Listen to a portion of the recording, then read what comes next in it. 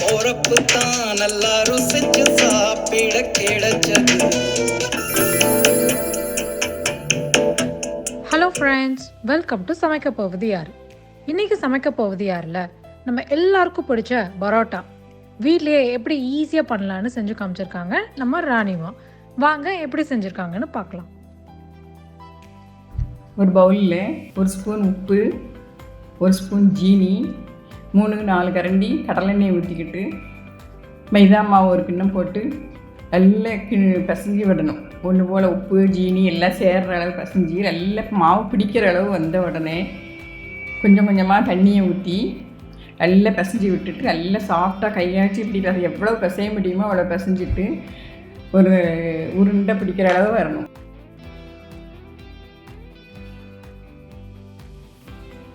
நீங்கள் பிசைகிறப்போ ஒரு முட்டையை சேர்த்துக்கிட்டிங்கன்னா இதை விட சாஃப்டாக இருக்கும். வந்த உடனே நீங்கள் என்ன செய்யணும், அந்த ஒரு மூடியை வச்சு மூடி வச்சுருங்க. ஒரு 2 மணி நேரம் இருக்கட்டும்.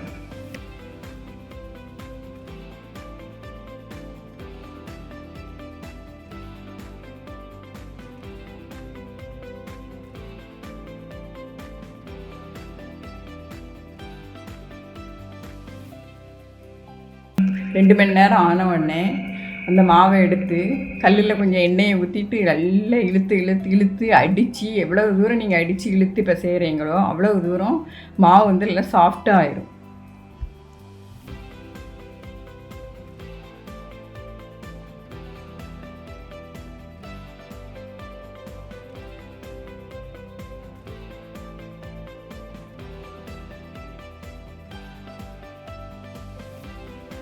அடித்து பிசைஞ்சதுக்கப்புறம் அந்த மாவை எடுத்து நான் சின்ன சின்ன உருண்டையாக உருட்டின மாதிரி நல்லா நீங்கள் முதல்ல உருட்டி வச்சுக்கோங்க.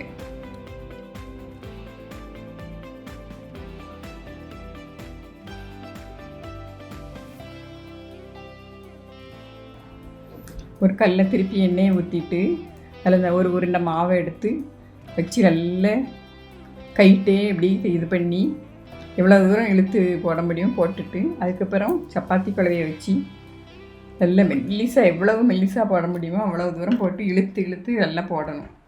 நல்லா மெல்லிசாக சில பேர்னால் வீசி போடுவாங்க. நான் வந்து சப்பாத்தி குழவையை வச்சு மெல்லிசாக நல்லா தேய்ச்சி விட்டுட்டு அதுக்கப்புறம் நல்லா எவ்வளோ தேய்க்க முடியும், ஒரு பக்கம் கூட மேடம் இதுவும் என்றக்கூடாது, எல்லா பக்கமும் ஒன்று போல் தேய்ச்சிட்டு வரணும்.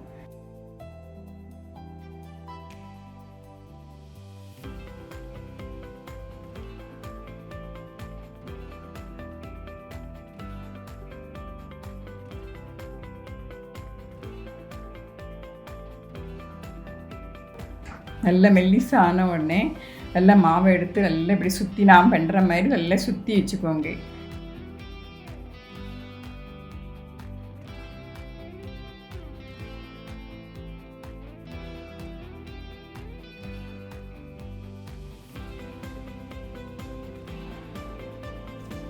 அடுப்பில் ஒரு பேனை வச்சுட்டு அதெல்லாம் காஞ்ச உடனே உருட்டி வச்சுருந்த மாவை எடுத்து நல்லா கையை வச்சு அமுக்கி ரவுண்ட் ஷேப்பாக வந்த உடனே கல்லில் போட்டு நல்ல ஒரு ஸ்பூன் எண்ணெயை ஊற்றி திருப்பி போட்டு நல்லா ப்ரௌன் கலர் வந்த உடனே எடுத்துருங்க.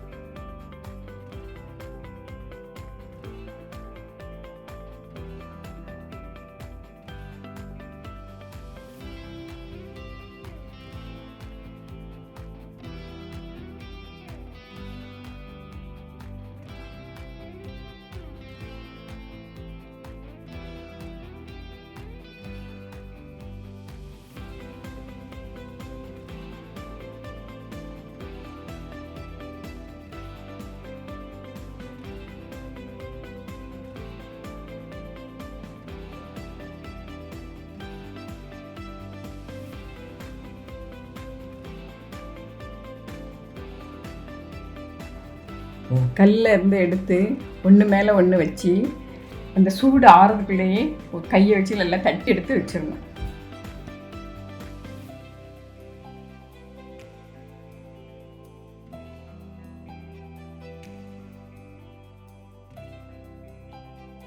சூடான சுவையான ஹோம்மேட் பரோட்டா ரெடி.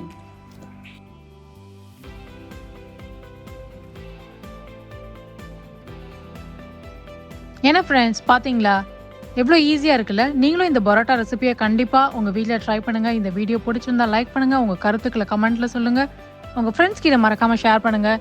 நீங்கள் இது வரைக்கும் எங்கள் சேனலை சப்ஸ்கிரைப் பண்ணலைன்னா மறக்காமல் சப்ஸ்கிரைப் பண்ணிவிடுங்க. கூடவே அந்த பெல் ஐக்கானையும் கிளிக் பண்ணிவிடுங்க. நன்றி, வணக்கம்.